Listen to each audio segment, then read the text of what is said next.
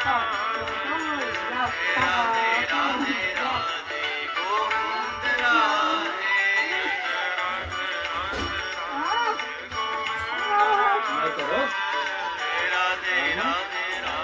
मम्मा ले आई ना होता दुकान ये राधा रानी में तो दो लाई के कोई नहीं मिल रहा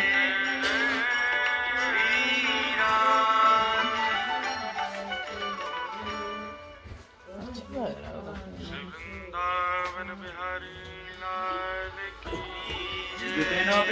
श्री राधा रमण लाल की श्री राधा वल्लभ लाल की श्री वृषभानु दुलारी की श्री गोवर्धन नाथ की गिरिराज धरणे की श्याम सुंदर श्री यमुने महारानी माल इसका दियो तुम 84 कोस ब्रजमंडल धाम की सब संतन की सब भक्तन की सब विप्रन की जय जय श्री राधे श्री गिरधलाल छप्पन बैटरी है बस चला चुके हो तुम रख दो अलार्म लगे होगा परम मंगल में परात्पर अखिलेश्वर अकारण करुणा वरुणालय बिहारी करके जी बैठ भक्तवान है पास ही अब हाँ तड़ित पुनिंदित पीताम्बरधारी श्री बालकृष्ण लाल की ये अच्छा लग रहा है राधा रानी के हाँ वो दो ले आए थे हम अच्छा लग रहा है परम मम्मी भी करुणा रख में देती है कल श्री थैला में हमें राधिका दूसरों के उनको मिला ही चरणों में नहीं है। बारंबार प्रणाम। आज पहली बार पहनू हूँ नहीं पर होते हैं दो वो उन ठंडों में मंच तो पर मिला विराजमान अच्छा पिछले हाथ साल से को आया विराजमान प्यारे दुलारे श्री गिरधर लाल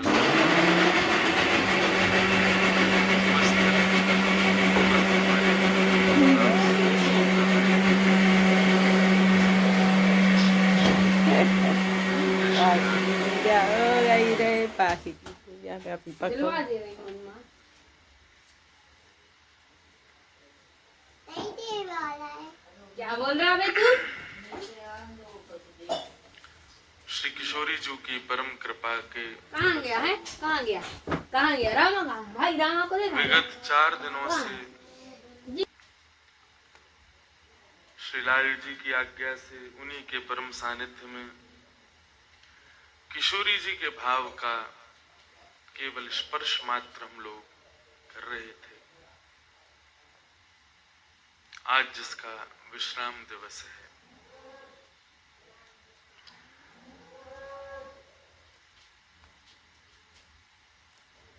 श्री किशोरी जी करुणामयी हैं, दयालु हैं। दयालुता और करुणा दोनों में अंतर है। दया परिस्थिति या सामने वाले की स्थिति देख के की जाती है। हम बहुत दीन हैं, हम बहुत हीन हैं, या हमारी स्थिति ऐसी है, तो किशोरी जी उस स्थिति को देख करके दया करती हैं। लेकिन करुणा सहज होती है। उसमें किशोरी जी ये भाव नहीं रखती कि उसकी स्थिति कैसी है, उसका मन कैसा है, उसका व्यवहार कैसा है, उसका स्वभाव कैसा है। कैसा भी हो, वहां करुणा करनी ही है। दया एक बार को की जाएगी उसकी स्थिति देख करके, मन स्थिति देख करके, लेकिन करुणा अनवरत होती है। हमारी स्थिति दयनीय तो नहीं थी, हमारी स्थिति कोई हीनी तो नहीं थी, लेकिन श्री किशोरी जी ने ये 4 दिन अपने भाव का, अपनी लीला का स्पर्श प्रदान किया, तो किशोरी जी ने दया की कि करुणा की?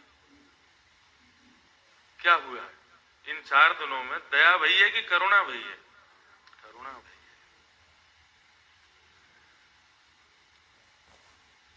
स्वयं तो वे शब्द के माध्यम से हम सबके हृदय में विराज रही थी। यहां से जो भी कहा जा रहा था वो सब किशोरी जी का ही रूप था, लेकिन अपने हृदय को यहां विराजमान कर रखा था सबके सन्मुख। स्वयं हमारे हृदय में विराज रही थी, लेकिन अपना हृदय सबके सन्मुख विराजमान कर रखा है। आज लाल जी कुछ ज्यादा ही प्यारे लग रहे हैं। एक तो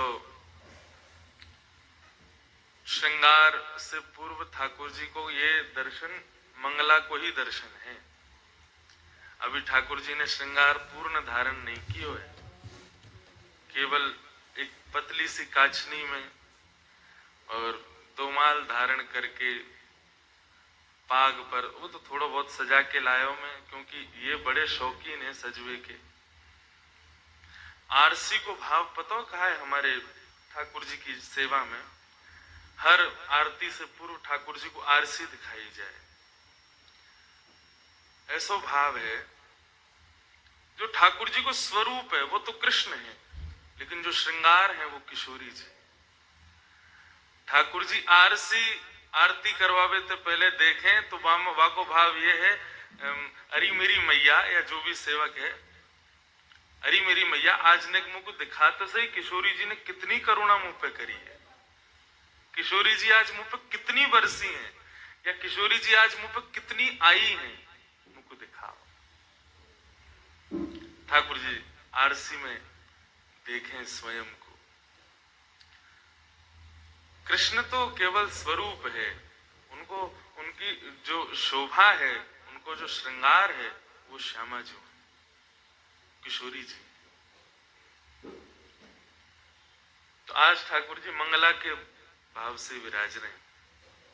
अब इतनी जल्दी कहाँ इतना श्रृंगार होता है, ठाकुर जी को चाहिए 1-1.5 घंटा तैयार रेवे में लगे ही हैं, लेकिन आज मंगला के भाव से विराज रहे हैं। और जिस आसन पर विराज रहे हैं ये तो सोच सोच के कल से ही मैं आनंदित हो रहा हूं। राधा निवास की श्री किशोरी जी जिस आसन पर, करीब बता रहे 45 वर्ष पुराना आसन, 45 वर्ष पुराने आसन पर जिस पर किशोरी जी अनेक वर्षों तक राज करती रही। कल लाला की विश्राम रात्रि थी यहाँ इस निकुंज वृंदावन में, तो किशोरी जी ने अपनो आसन भेजो कि आज रात्रि यहाँ पे पढ़ो, आज रात्रि यहीं पे विराजो, और आज यहाँ आप सबके मध्य में भी वही आसन पे ही विराज रहे हैं। और सबसे बड़ी आश्चर्य की बात तो ये, लाल जी को आसन कितनो बड़ो, वाकई गादी जी आदि सब लाल जी वाली हैं, और वह आसन पे बिल्कुल परफेक्ट है। मानो लाल जी यहाँ पे आवे को जो सुनिश्चय कर चुके हैं वो बहुत पहले ही आ चुके हैं। 45 वर्ष पहले यह आसन पे बैठ के किशोरी जी ने भाव रखो होगो कि एक दिन लाल जी पधारेंगे तो वो यहाँ पे विराजेंगे। आज वो भयो है। तो किशोरी जी ने दया ना करी, किशोरी जी करुणा कर रही। करुणा अनवरत होती है, दया के पीछे कुछ ना कुछ भाव छुपा होता है। किशोरी जी हम पे दया कर रहे हैं, करुणा कर रहे हैं, और वही करुणा को फल है कि आज हम सब यहाँ श्री किशोरी जी के भाव स्पर्श को प्राप्त करके आज विश्रांति को प्राप्त हो रहे हैं, विश्राम करवे जा रहे हैं। विश्राम को भाव है कि पुनः उत्थापन होगो।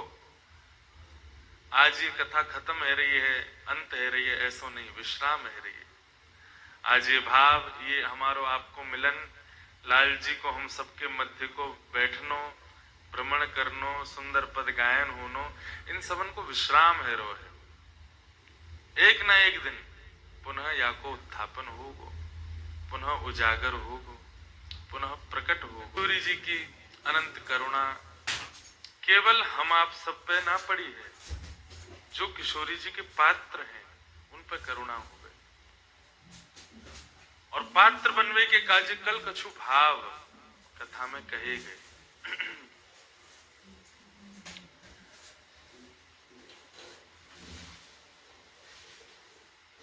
पाल, विरक्तिंद्रिय, प्रशांतात्मा और जितेंद्रिय।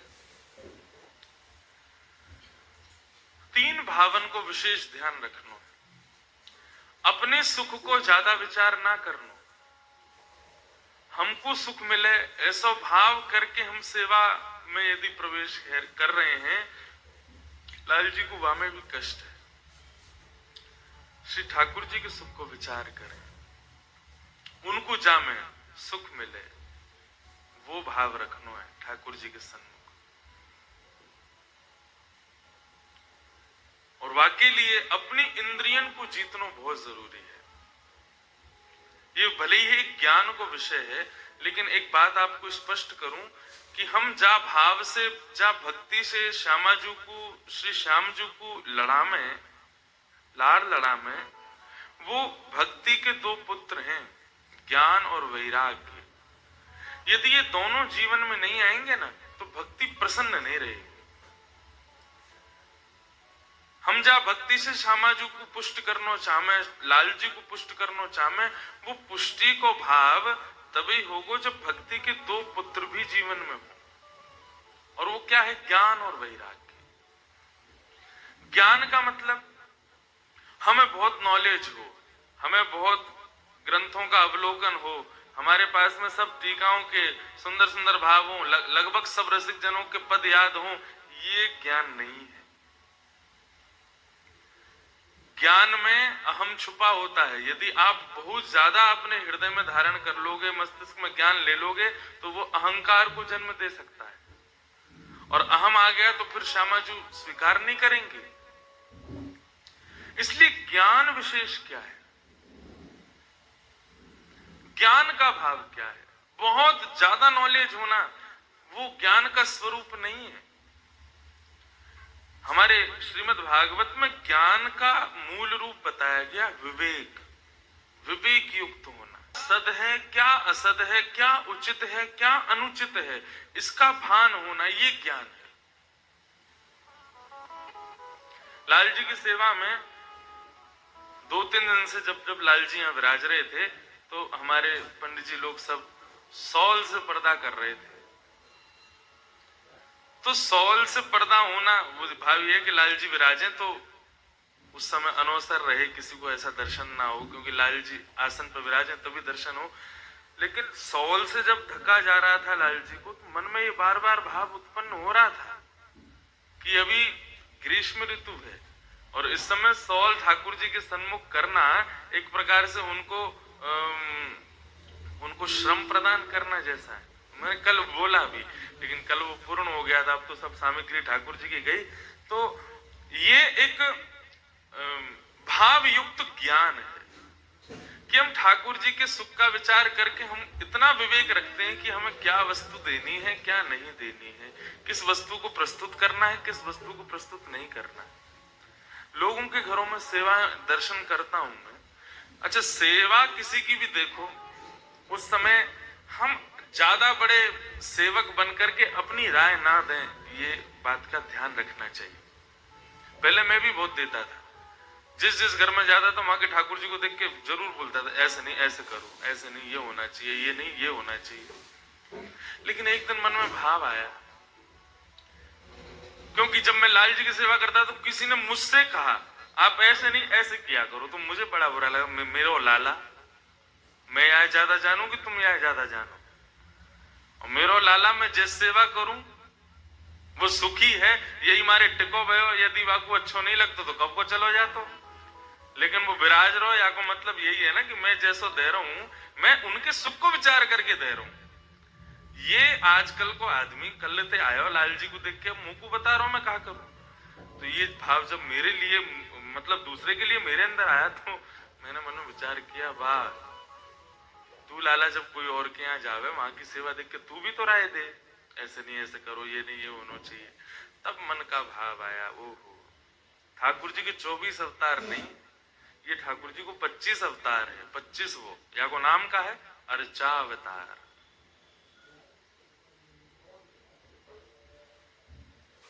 जो हमारे घर में विराज रहे, एक सदस्य बनके, एक घर के स्वामी बनके, ये जो ठाकुर जी को अर्चा बता रहे हैं ना, ये आपके द्वारा दी गई सेवा चाहे जैसी हो, वह को स्वीकार कर भी आएगा। आप जो प्रदान करोगे वह को ले भी आएंगे। कभी यदि नमक कम पड़ गो दाल में तो बेचारे चिल्लामेंगे ना मंदिर में, ओ मैया तेने नमक कम डारो है या मैं नींबू ना निकले के आने मुंह को स्वाद दिला पालेंगे। कभी शिकायत नहीं कर सकते। उसके पीछे भी एक कारण है। कल को जब हमारी मृत्यु होगी, हम ठाकुर जी से निश्चित शिकायत करने वाले, ठाकुर जी आपने जीवन में ये यहाँ इस जगह पे मुझे कष्ट दिया, इस जगह पे आपने अनधिकारी चेष्टा करके मेरे साथ ऐसा किया। ठाकुर जी कुछ नहीं बोलेंगे, सब सुनते रहेंगे। सुनते सुनते सुनते सुनते जब तुम्हारी पूरी हो जाएगी तब ठाकुर जी हाँ भाई लाओ, मेरी लिस्ट निकाल के लाओ। अब एक दिन बहुत जोर की बारिश पड़ी थी, अच्छा ठंडा हो गया था मौसम। बोले हाँ सुबह सुबह तुमने ठंडे जल से मुझको स्नान कराया, मैं ठिठर गया। मैंने कछु कही? सर्दी में ऐसी जोर की, आपके नागपुर में तो सर्दी पड़ती नहीं है मेरे ख्याल, हल्की फुल्की होती है। हाँ हमारे वृंदावन जैसी ना पड़े, आदमी ते आदमी ना दिखे। ठाकुर जी फिर अपनी लिस्ट निकालेंगे। एक बार तुमने गड्ढे की सब्जी बनाई थी, उसमें ऐसी मिर्च डाली थी, बाद में परिवार वालों उसको खाने के बाद में 4-4 गुलाब जामुन दबा गए। मैंने कुछ कहा? मैंने तो पाया। ये अर्चावतार जो हमारे घर में विराज रहे हैं ना, इनके भी बहुत भाव है शास्त्रों में। सेवा भाव भी है, हमारे ऊपर कृपा बनी रहे उसका भाव भी है, आदि आदि कई भाव है। लेकिन उसमें एक भाव यह भी है कि कहीं तुम कल को शिकायत करने बैठे अगर लाल जी से कि आपने ऐसा ऐसा ऐसा ऐसा किया, ठाकुर जी फिर अपनी शिकायत लेंगे। और तुम्हारे घर में जितने चित्र है ना ठाकुर जी के, वो सब चित्र नहीं है, सब में ठाकुर जी विराज रहे हैं। ठाकुर जी कहेंगे 20-20, 25-25 दिन आ जाए, मेरे बाद चित्र को साफ भी ना करे, धूल जम जाए। मैंने कछु कही? सब स्वीकार मैं कर रहा हूं तो फिर तुमको दिक्कत क्या है? मैंने भी तो स्वीकार किया जैसा तुमने मुंह को रखना चाहो, तो हम स्वीकार क्यों नहीं करें? कल रात विनोद जी की चर्चा जब चल रही थी तो उनका भाव यही तो आया था कि वो कहते थे कि जब हम गाते हैं कि राजी में रजामंद रहो, फिर रहते क्यों नहीं? बिल्कुल सत्यता है। ठाकुर जी जैसे चाहे वैसे रहना सीखो, वैसे रहो, क्योंकि वे भी रहते हैं जैसे हम चाहे वैसे रहते हैं, प्रेम रखते हैं।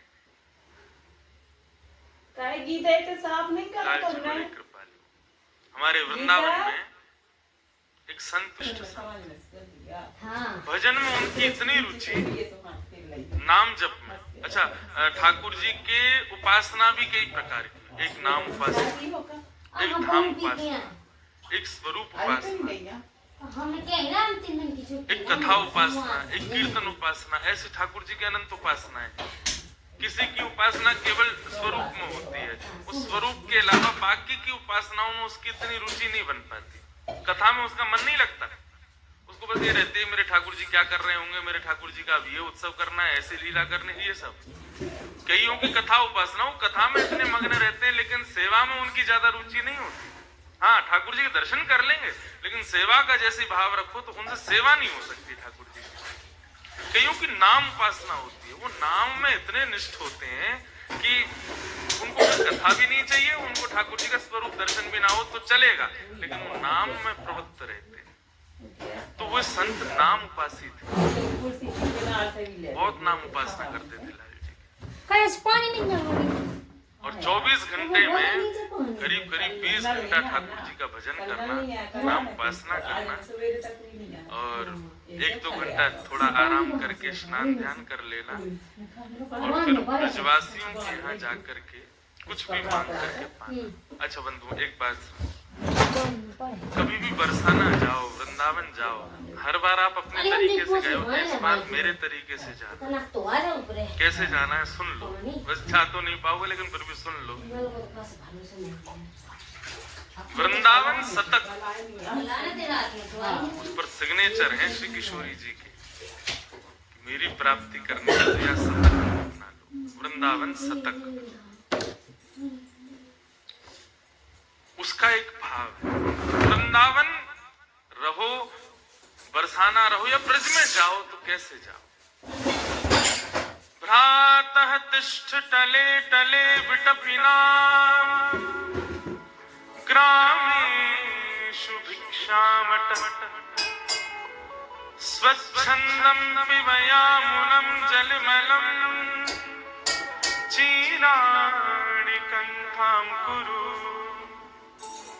सम्मानं कलयाति घोरगरलं नीचपुमानं शुधा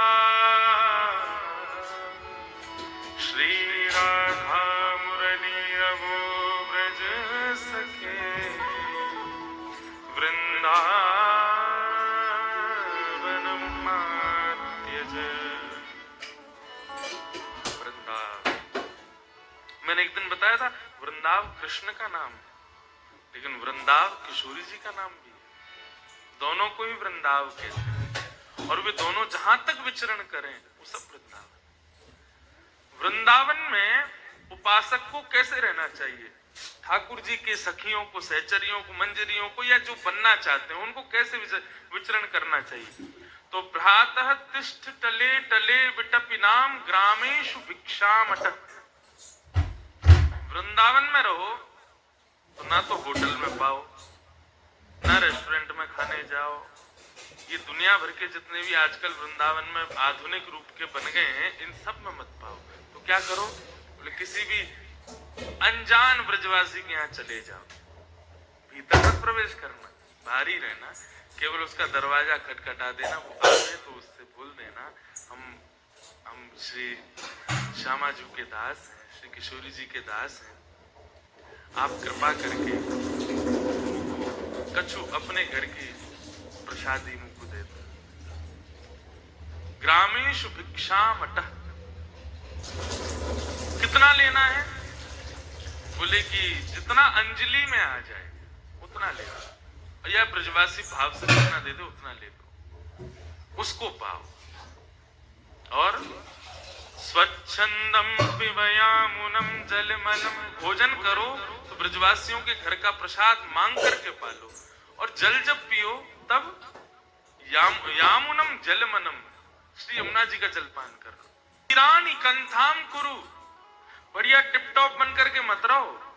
वृंदावन में रहो तुम्हारा ये श्रृंगार, ऐसा श्रृंगार, ऐसे बढ़िया बन के। एक बात बोलूं, वृंदावन में श्रृंगार करने को अधिकार केवल दोनों को है। आजकल बहुत है क्या, वृंदावन में ऐसा ऐसा श्रृंगार करके लोग घूमे, सखी भाव से घूमेंगे, आंखों में काजल लगाएंगे, होठन में लालिमा लगाएंगे, ये हार पहनेंगे, ऐसे लटके झटकेंते चले। उनसे पूछो कहा है, हम सखी हैं किशोरी जी। हाँ, तो ही मिली सखी बना हुई, किशोरी से ज्यादा सिकने अपनो श्रृंगार तो तय न कर रखो है। वृंदावन में रहो तो कैसे रहो, अत्यंत साधारण, ज्यादा टिपटॉप बन के मत रहो। चीराणी कंथाम कुरु, साधारण वस्त्र पहनो, बल्कि यहाँ तो ये कह रहे हैं कि चीरों को इकट्ठा करके उसका कोई वस्त्र बना के वो धारण करके रहो। चीरानी कंथाम। और फिर क्या होगा, जब आप ब्रजवासियों के घर का प्रसाद पाओगे, केवल यमुना जल पियोगे, चीर पहन करके रहोगे, तो उसके बाद एक चीज शुरू हो जाएगी वृंदावन में। क्या? सम्मानम कलयाति घोर गरलम। ब्रजवासी आपका सम्मान करने लग जाएंगे, भक्तगण आपका सम्मान करने लग जाएंगे। अरे भाई बहुत बढ़िया रहते हैं, देखो क्या नागपुर से आए हैं, फिर भी देखो क्या चीर पहन के रहते हैं, साधारण वस्त्र पहन के रहते हैं, ब्रजवासियों के घर का प्रसाद, शीत प्रसादी पाते हैं, यमुना जी का ही जल पीते हैं, तो लोग आपका सम्मान करेंगे, आपकी प्रशंसा करेंगे। वृंदावन शतक कहता है वो महाविष के समान है, उससे बचो, सम्मान से बचो, जितना हो सके उससे दूर रहो। आपको एक बात स्पष्ट कहूं, कोई यदि आपकी सेवा की भी प्रशंसा कर दे ना, उस समय में उनके सन्मुख तो देखो कुछ रूप मत बनाना, कुछ भाव मत रखना, क्योंकि देखो कोई अगर भाव से कह रहा है तो उसको ये नहीं लगना चाहिए कि देखो मेरी बात का कितना अनादर किया, कहीं उठ के चले जाओ या कुछ, लेकिन सुन करके फिर श्यामाजू से जाके क्षमा मांगे, हे श्यामाजू मैं तो जानू ना मैं कछु ना कर पाऊं, ये जो भी मेरी सेवा की प्रशंसा कर रहे हैं, जो भी मेरी कथा की प्रशंसा कर रहे हैं, जो भी मेरे भाव की प्रशंसा कर रहे हैं, इन सबन के प्रशंसा से मैं आपको क्षमा मांगू। सम्मानम कलयाति घोर गरलम, वो विष के समान है, उसको छोड़ दो, उसमें ज्यादा इच्छा मत रखो कि मेरी प्रशंसा बहुत हो। और नीचपुमानम क्षुधा, यदि कोई तुम्हें गाली दे दे, तुम्हें ढोंगी पाखंडी कह दे, तुम्हें पागल कह दे, तुम्हारी सेवा की निंदा कर दे या तुम्हारे भाव की निंदा कर दे, तो उसको अमृत के समान समझ करके स्वीकार कर देना। नीचपुमानम क्षुधा। श्री राधा मुरली रवो ब्रज सखे, वृंदावनम मात्यज। ये कुछ नियम हैं, इन नियमों को अपना लो, परंतु वृंदावनम मात्यज, वृंदावन को मत छोड़ो। ऐसे प्रसादी पाओ, ऐसे जल पाओ, ऐसे वस्त्र धारण करो, इस प्रकार से रहो, लेकिन वृंदावनम मात्यज, ऐसा भाव।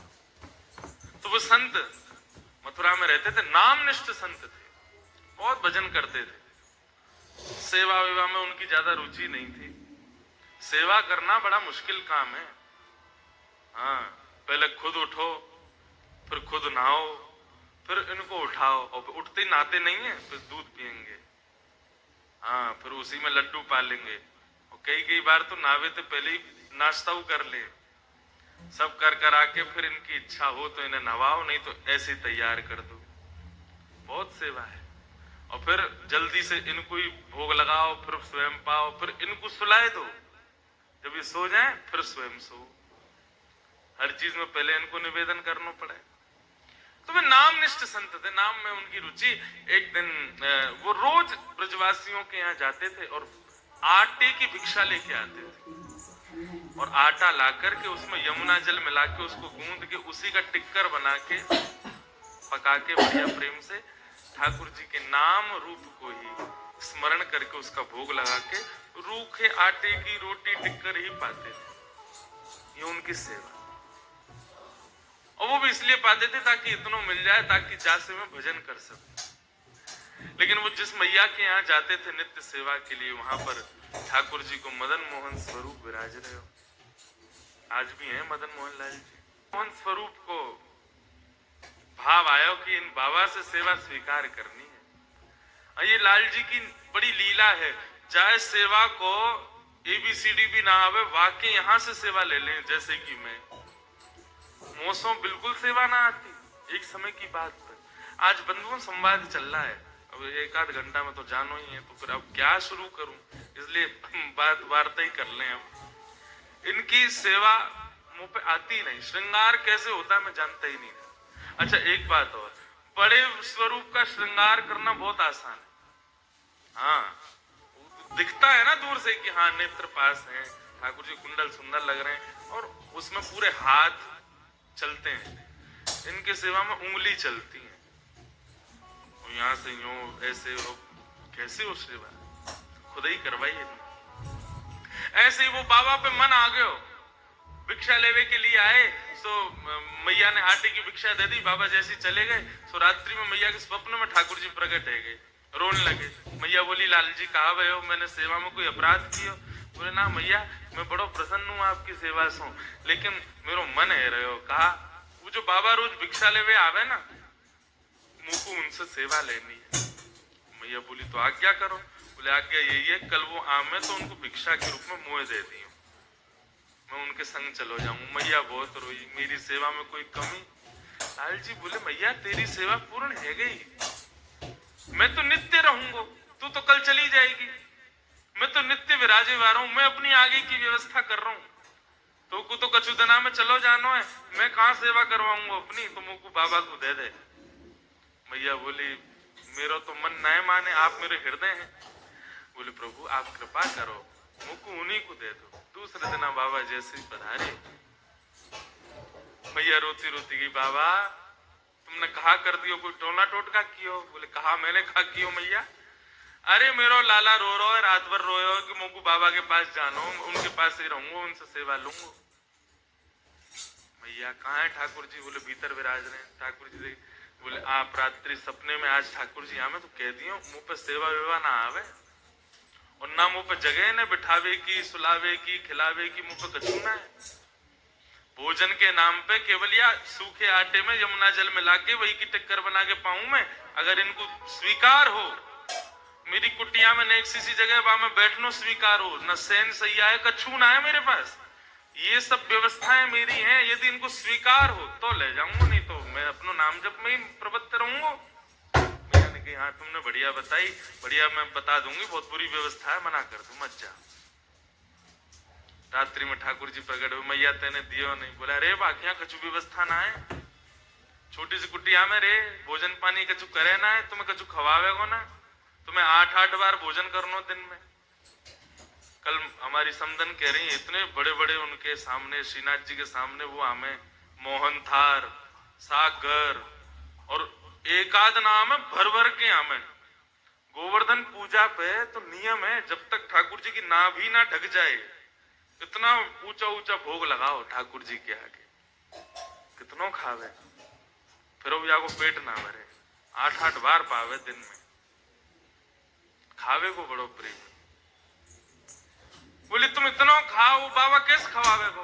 बोले मैया चाहे कछू नहीं खाओ, चाहे मुंह को एक कोने में रखे, मुंह को नवावे धोवावे ना, लेकिन मुंह को वहां से सेवा चाहिए, वहां की सेवा में सुख मिले। मैया बोली तुम्हें जानो है तो तुम जैसे जाओगे। दूसरे दिन बाबा आए, बाबा इन्हें कोई व्यवस्था ना चाहिए, कछू ना चाहिए, यूं कह रहे जैसे बाबा रखेगा वैसे रह लूंगा, लेकिन रहूंगा उन्हीं के पास। बाबा बोले ठीक है लाओ दो। ठाकुर जी आए, तो ठाकुर जी को लेकर के अपनी कुटिया में लाए, एक कोने में नेक हल को पत्रों से कपड़ा बिछा के अब ठाकुर जी को विराजमान कर दियो। अब बाबा को तो रोज को 20-21 घंटा को नियम नाम जप को, बाबा अपनो नाम जप करे, ठाकुर जी बैठे कोने में बड़े मस्त आनंद है रोह ने। लेकिन 10-12 घंटा तक तो भूख रोक ली ठाकुर जी ने। बाकी बात देखी भाई बहुत तगड़ो भजन है, 22 घंटा 20 घंटा बैठ के कुछ खावे ही ना है। 20 घंटा बाद भजन करने के बाद उनको ने थोड़ी नींद आई तो थोड़े सो गए। सोवे के बाद में उठे, स्नान ध्यान करके भिक्षा में आटो लेकर के आए, वहां में यमुना जल मिला करके वह आटे को गूंद करके टिक्कर बनाने लगे। कोने में बैठे ठाकुर जी के मुंह में पानी आ गया, हाँ भैया तू आट कछू दे, साधारण रोटी दे, कछू कबाब। ठाकुर जी के सन्मुख एक पत्तल लगा करके वहां पे सूखी रोटी केवल जो वो बनाते हैं ठाकुर जी के सन्मुख पधरा दी।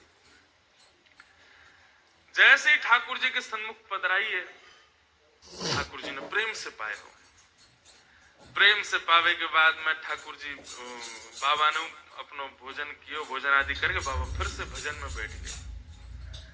जैसे ही भजन में बैठे तो 5-10 घंटा बाद ठाकुर जी प्रकट हुए, और प्रकट होकर के वाके हृदय में कहने लगे, बाबा मुझको तुम्हारी सेवा में खूब आनंद आ रहा, तुम्हारी कुटिया में खूब सुख मिल रहा, सब बहुत सुखी है रहूं मैं, लेकिन बाबा मैं बस इतना निवेदन कर रहा हूं कि आप आटो तो लेके आओ ही हो, नेक नमक और लिया करो।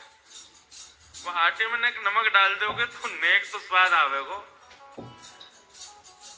अच्छा तो कल से मैं आटो लाऊं, नमक लाऊं? बोले हाँ भाई इतना कर लो, या तो ज्यादा हमें नहीं चाहिए सेवा में, बस इतना कर लो। बाबा बोले ठीक है। अब सबके यहाँ गए आटो लेवे के काजे, तो बोले कि नेक नमक और दे। बोले बाबा जीव में चटोरोपन आने लगो। बोले हमने हमारे ना आयो, एक आ गयो चटोरो घर पे, वाके काजी चाहिए। लाए आटो लेके वहां में बढ़िया नमक वमक मिला करके सुंदर वाके टिक्कर बना के ठाकुर जी के सामने जैसे पधरायो, प्रेम से ठाकुर जी ने पायो। पाने के बाद में बाबा अपना भजन करने बैठ गए। 2-4 दिन ठाकुर जी कुछ नहीं बोले, 2-4 दिन तक बाबा यही नमक रोटी खवावे। 4 दिन बाद ठाकुर जी फिर से आ गए, बाबा अब का भयो? बाबा सब ठीक है, एक आलू और लिया है करो। वह आलू को उबाल के या फिर भून के वहां में बढ़िया नमक डाल के ने एक चटनी सी है जाए तो ने रोटी निगलवे में ने सुख मिलेगा। तुम तो केवल रोटी आटे की बढ़िया वहां में आटे और नमक की रोटी खवाए तो बात कहाँ सुख मिले। बोले हम तो पहले ही कह रहे थे हमारे यहाँ कुछ नहीं। बोले बाबा यहाँ में कुछ और करना, थोड़ी एक आलू ले आओ बस, तुम मत खाइयो मोह खवाए दे करो। बाबा बोले ठीक है। दूसरे दिन गए तो फिर रिक्शा में आटो भी लाए, नमक भी लाए, आलू भी लाए। भून के आलू बाबा ने बढ़िया वाकू मीण करके चटनी बनाई और ठाकुर जी के सम्मुख पधराई। ठाकुर जी प्रेम से भाई 2-4 दिन कुछ नहीं बोले, बढ़िया आनंद आया। और 2-4 दिन बाद ठाकुर जी फिर से प्रकट भये। बाबा बोले अब का है गो? बोले अब रोटी भी बढ़िया है, चटनी भी ठीक है, बहुत कोई दिक्कत ना है, बस एक निवेदन कहा सूखी रोटी ना निगलवे में गले में इर्ज जाए तो ने घी चपड़ दे करो। कल सेवा में जाओ तो एक कटोरी घी लिए ही हो। बाबा बोलो मुझे दिख रहे हैं तुम्हारे लक्षण कायते जा रहे हैं। बोले बाबा और इसके बाद में कुछ नहीं कहूंगा, तुम घी और लिया हो बस। दूसरे दिन बाबा घी भी लिया है। अब रोटी बने, आलू की चटनी बने, उनमें घी डले। ठाकुर जी प्रेम से 10-15 दिन कछु नहीं बोले। एक दिन ठाकुर जी फिर प्रकट भये। जैसे ही प्रकट भये बाबा ने अपनी माला छोड़ी, ठाकुर जी उठाए वो मैया के यहाँ ले गए, ले धल्ले है। बार बार आ जाए और आके कभी न्यो लिया, कभी आय लिया, कभी वाय लिया, मुंह पे ना होगी मेरो नाम छूट तो जा रहा है। जैसे ठाकुर जी बाबा मैया को देने लगे, ठाकुर जी दौड़ करके बाबा के गले से लिपट गए। बाबा तुम जैसे रखोगे रहूंगा, लेकिन रहूंगा तुम्हारे पास, अब ना जाऊंगा।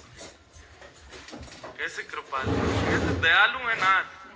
हमारी कैसी भी सेवा हो वो हम पे कृपा है ठाकुर जी की। धीरे धीरे हम सेवा में बढ़ोतरी करें, धीरे धीरे सेवा में कुछ सुंदर प्रदान करें, लाल जीवा को स्वीकार करें, लेकिन फिर भी हम कैसी भी कर दें। ठाकुर जी कभी कुछ शिकायत आजकल कल की बारी तो ऐसी हमको होना चाहिए। जब लाल जी ने हमसे कुछ नहीं कहा, लाल जी ने हमारी व्यवस्था में, हमारी सेवा में कभी कोई कमी नहीं निकाली, तो हम ठाकुर जी के दिए गए या सुंदर जीवन में क्यों कोसते रहे, क्यों कमी निकालते रहे। आपने ऐसा कर दियो, वैसा कर दियो। कोसना खुद को कोस लो, कोसना अपने क्रियान को कोस लो, लेकिन ठाकुर जी से कुछ मत करो। ठाकुर जी ने तो सब प्रेम से प्रदान किया है। सूरदास जी कहते हैं बिन गोपाल को नहीं अपनो, गाइए बिन गोपाल को नहीं अपनो, बिन गोपाल को नहीं अपनो, बिन गोपाल को नहीं अपनो,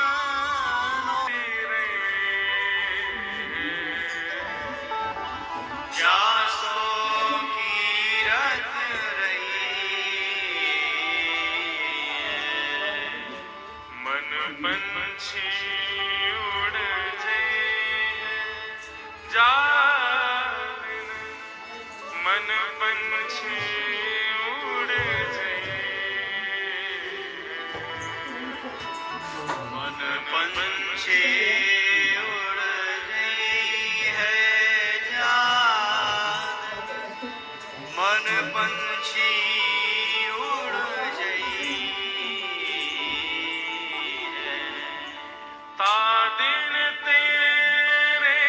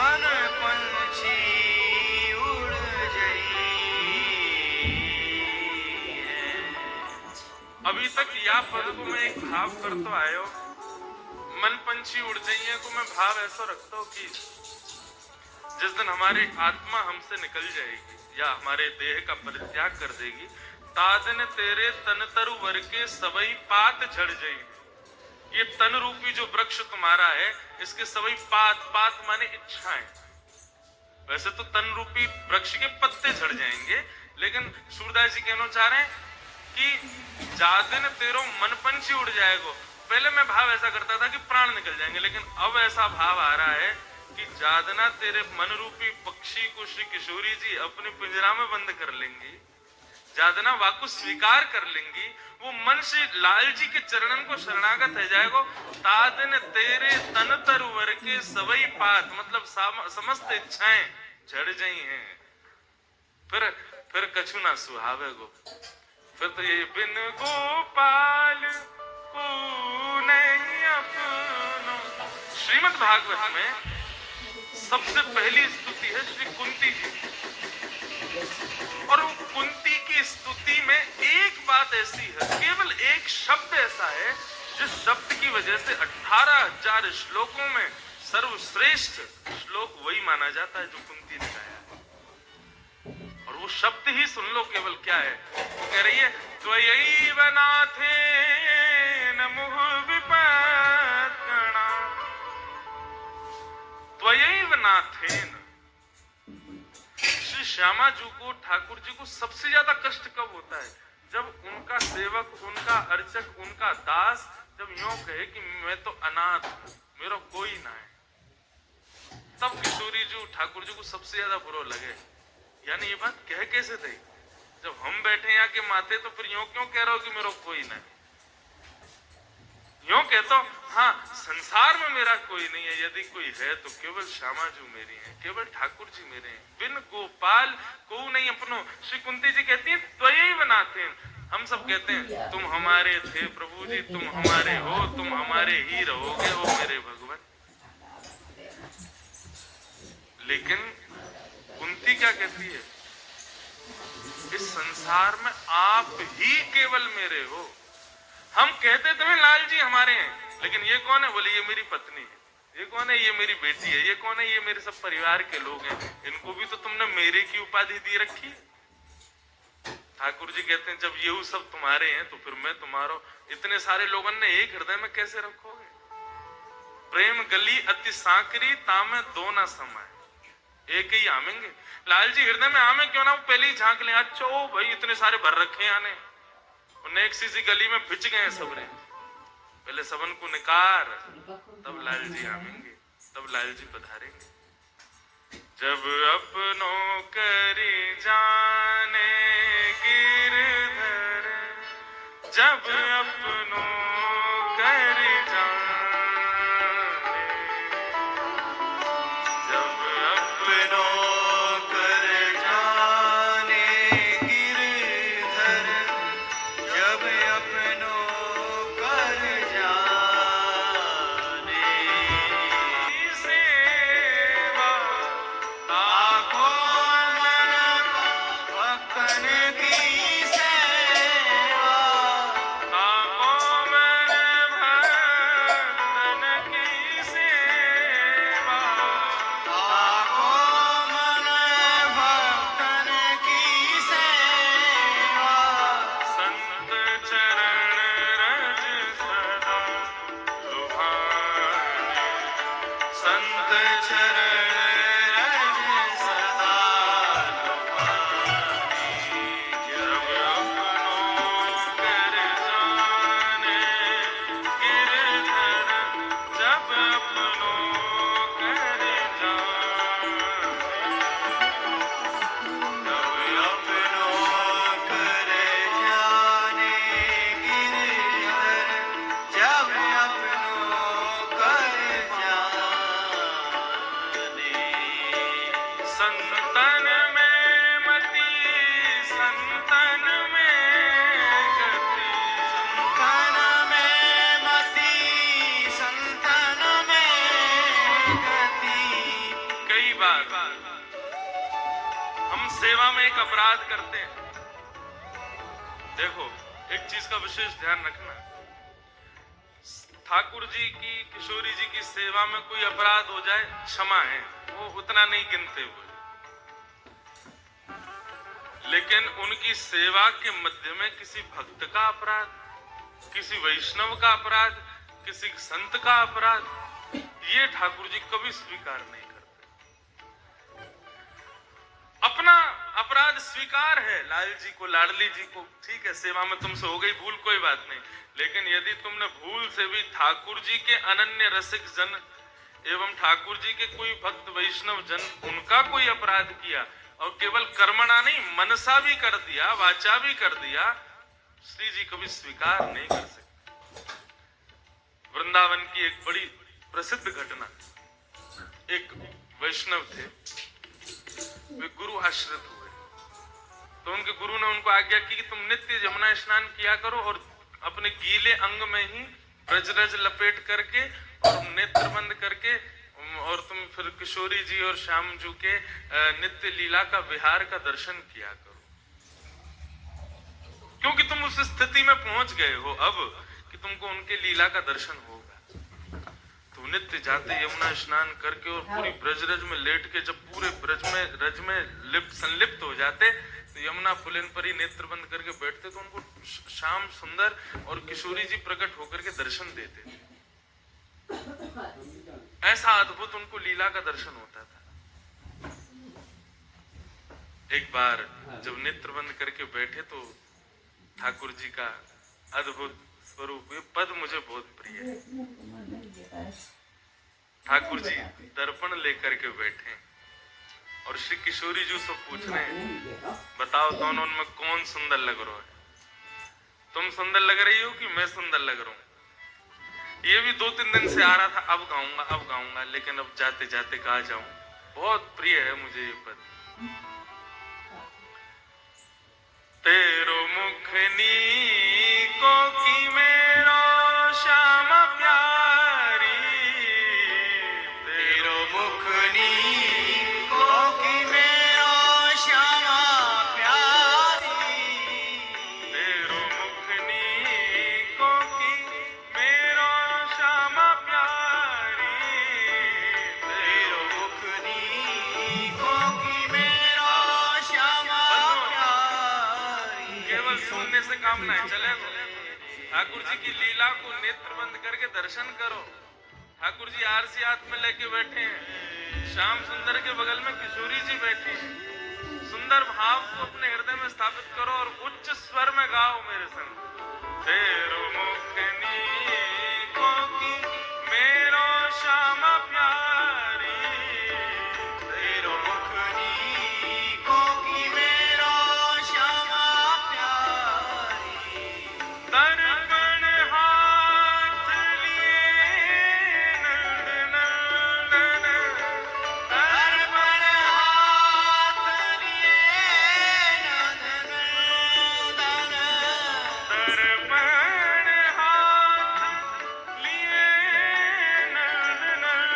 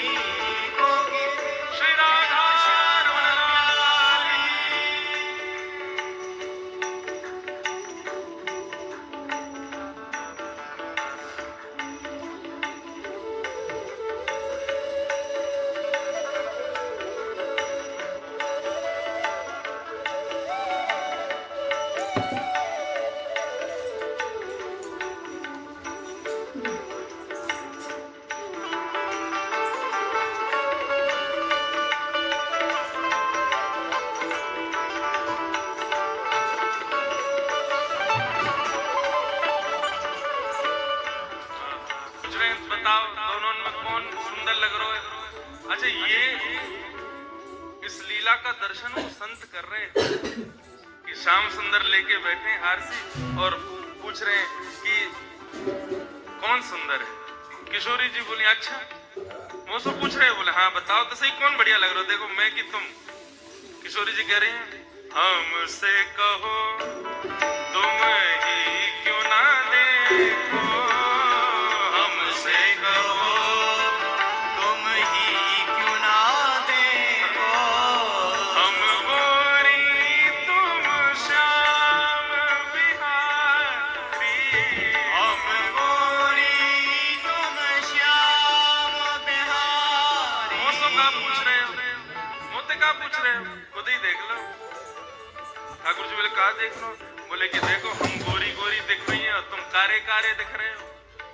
दोनों कैसे दिख रहे हैं?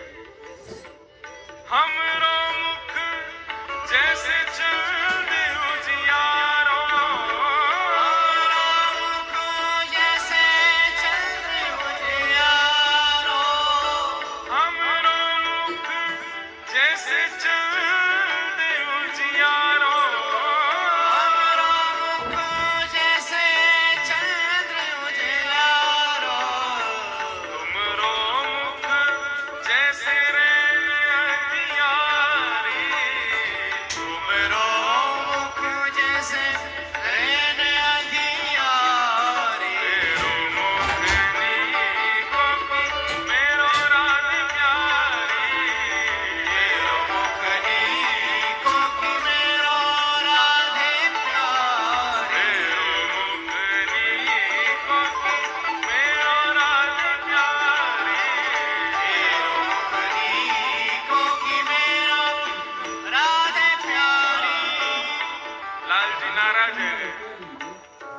तुमने हमको अंधेरों बोलो, बोले हो तो बोलूंगी, और मैं क्या बोल रही हूँ तुम खुद देख लो आरसी में कैसे काले काले लग रहे हो।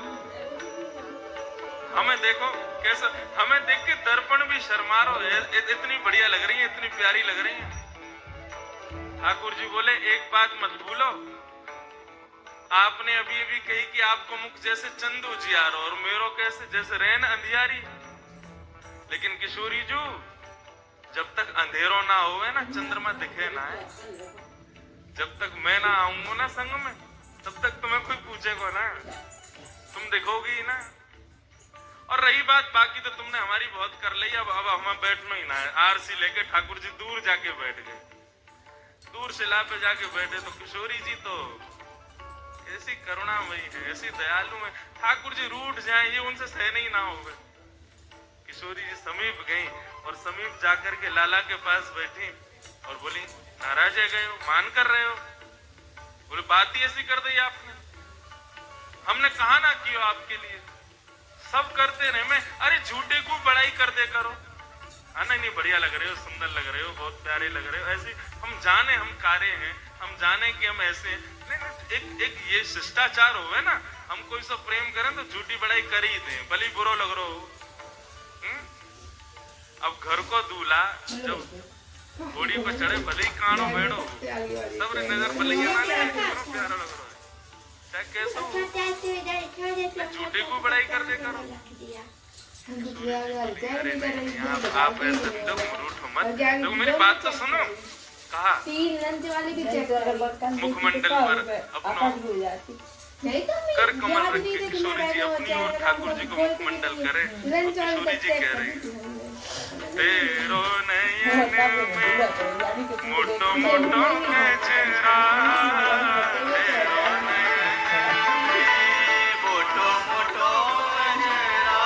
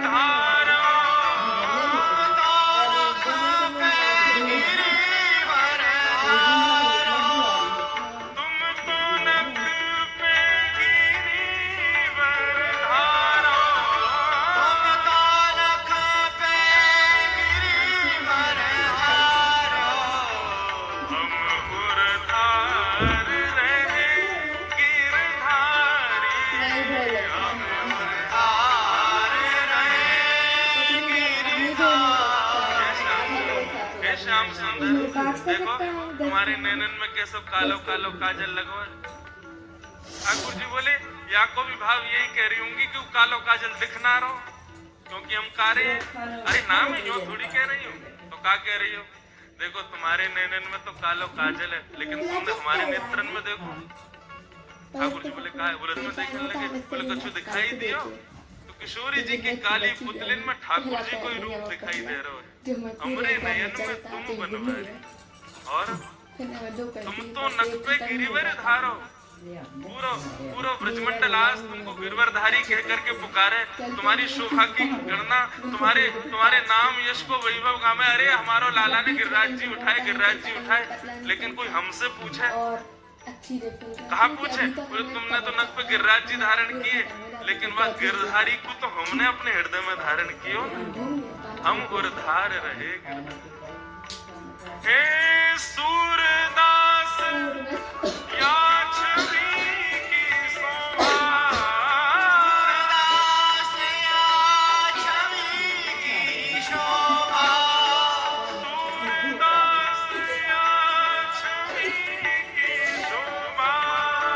सूरदास या छवि की शोभा। इन नैनन सो टरत नटारी।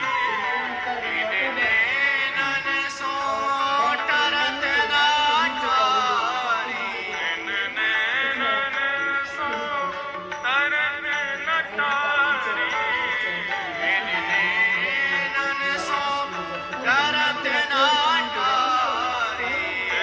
मुखनी को मेरो राज प्यारी। मेरो मुखनी को की मेरो राज प्यारी। मेरो मुखनी को की मेरो श्याम प्यारी। मेरो मुखनी को की मेरो श्याम प्यारी। मेरो मुखनी को की मेरो राज प्यारी। मेरो मुखनी को की मेरो राज प्यारी। श्री भगवान दुलारी की बाल कृष्ण लाल की जय। अब यह छवि को दर्शन करके कौन को हृदय मयूर नृत्य नहीं करे। श्री यमुना में स्नान करके ब्रजरस तन पर लपेट करके बाबा जब यमुना पुलिन पर बैठे या स्वरूप को दर्शन कर रहे बाबा इतने प्रसन्न है गए। लाल जी जब रूठ के बैठ गए तो बाबा को जोर की हंसी आने लगी। बोले वाह बाबा आज ठाकुर जी नाराज है गए अब किशोरी जी मनावेंगे इनको। तो ऐसा भाव आयो कि बड़ी जोर की हंसी आई उनको। लेकिन तभी एक अपंग ब्रजवासी सामने से जा रहा था और एक पांव ना होने के कारण थोड़ा लड़खड़ा के जा रहा था। तभी बाबा की जोर की हंसी निकली तो वह ब्रजवासी के मन में ये भाव आयो कि बताओ कैसो पाखंडी ढोंगी बाबा है यहाँ पे ब्रजरज लपेट के बैठो है और मेरी दुर्बलता पे हंस रहा है। ये मन में भाव उस ब्रजवासी के आया। उसने कुछ कहा नहीं। वो बेचारा अपने पांव को ही ऐसे संभाल करके वहां से आगे बढ़ने लगा। उसके मन में केवल ये भाव आया बताओ बाबा कैसो मुंह पे हंस रहा है। लेकिन बाबा तो लीला में हंस रहे थे।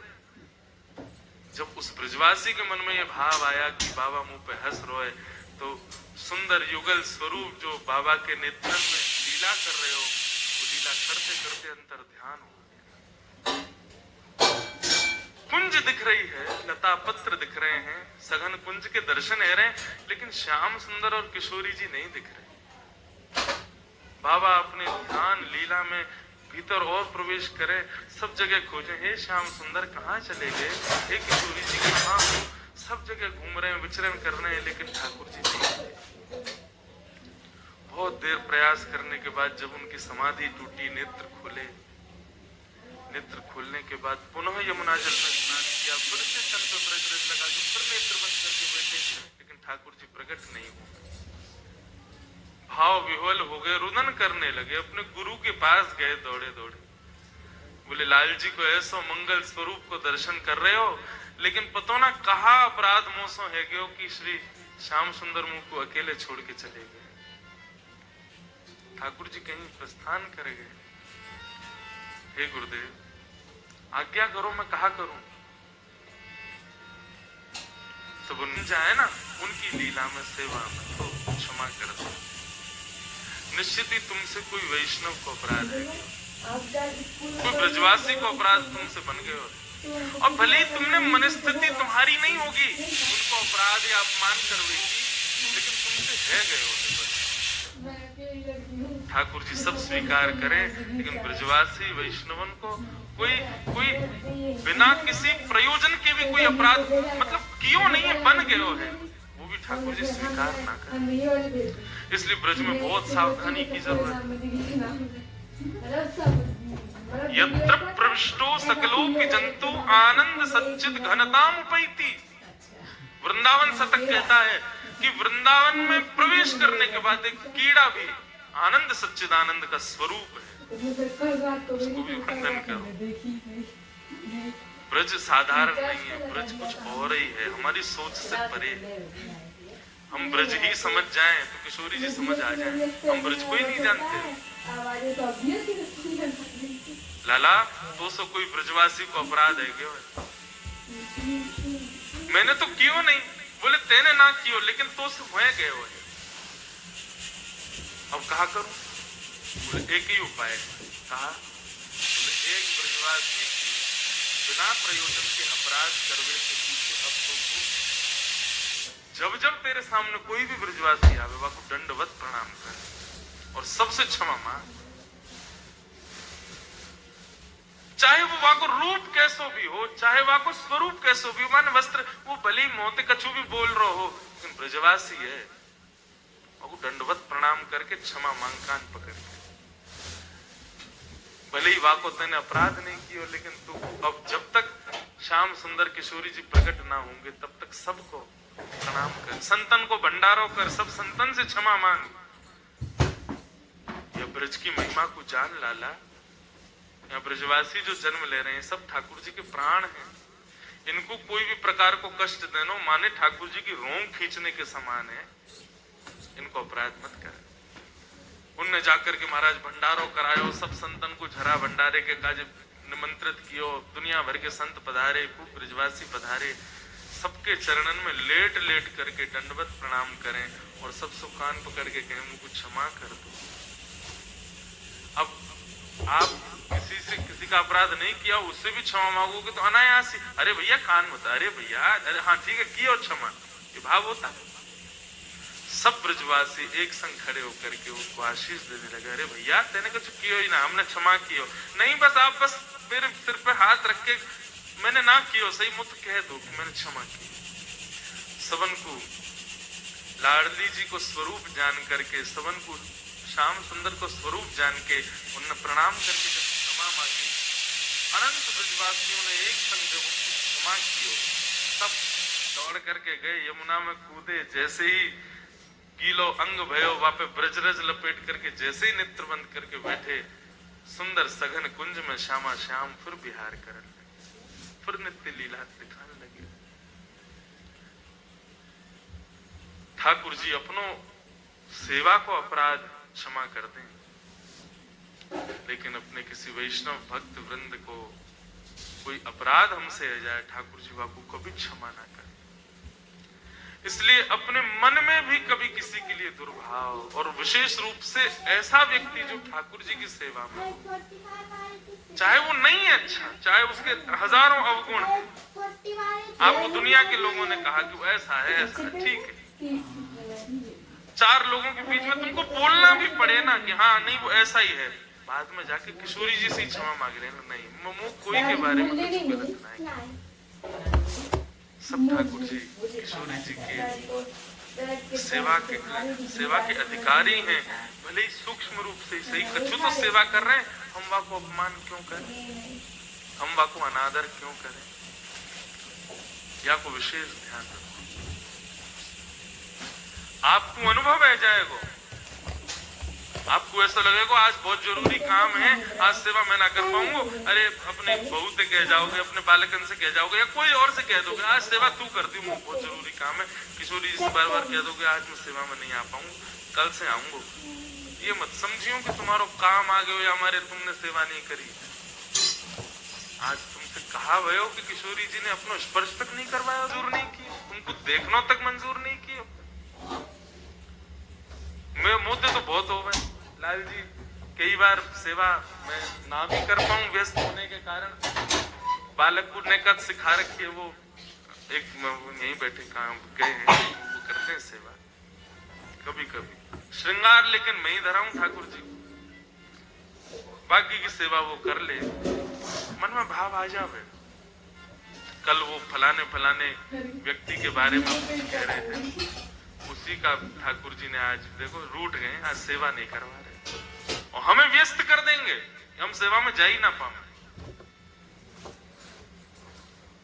अन्यस्य दोष गुण चिंतनमाशु मुक्त्वा सेवा कथा रस महो नितराम। श्रीमद् भागवत में कहते हैं सेवा और कथा का अधिकार किसको ठाकुर जी प्रदान करते हैं? बोले जो अन्यस्य दोष गुण चिंतनमाशु मुक्त्वा, दूसरों में दोष गुण देखना जो बंद कर देता है, ठाकुर जी उसको स्वीकार करते हैं, उसको प्रदान करते हैं। बंधु श्रीमद् भागवत ना मुझसे पूछते हैं आपको सेवा किसने सिखाई? मैं बताऊं, मुझे भागवत जी ने सेवा सिखाई है।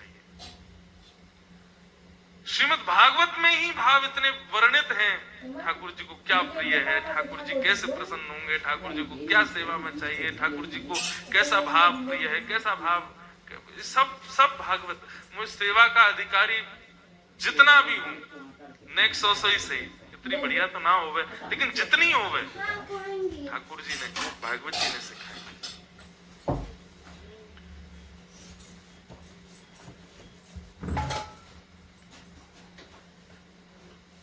अन्यस्य दोष गुण चिंतनमाशु मुक्त्वा